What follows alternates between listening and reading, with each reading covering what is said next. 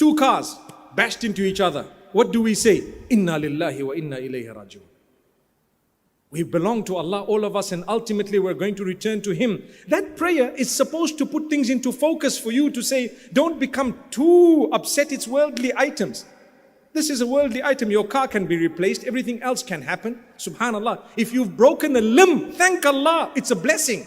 How is it a blessing? Are you foolish? No, I'm not. You could have broken 2 limbs. You only broke 1. That's the Prophet Muhammad, peace be upon him, telling us, when something bad has happened, look at those who are in a worse condition than you. Don't look at those above you, because you won't be able to see the blessing.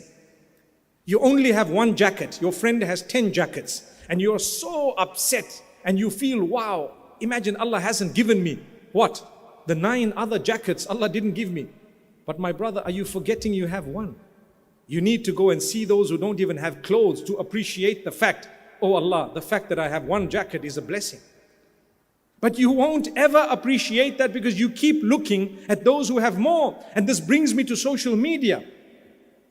When Corona struck, one of the biggest blessings that we've come up with or we've realized is the online life. Social media and the internet being used to a degree that it wasn't before. Don't you agree?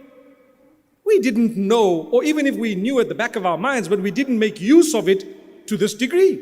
Every day, life is being made easier and easier. And all this was suddenly expanded because of what happened. We all had to sit at home, and because we were sitting at home, we were forced to use some online application, and one app and another, and we had to zoom from here to there, and we had to do this and that, and subhanallah, it's opened up such a big blessing.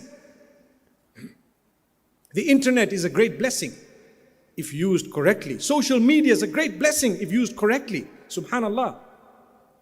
So when the pandemic struck, one of the big favors of Allah that came out of all of this is technology and the advancement. Imagine if this had struck in 1980 and we were all living in 1980.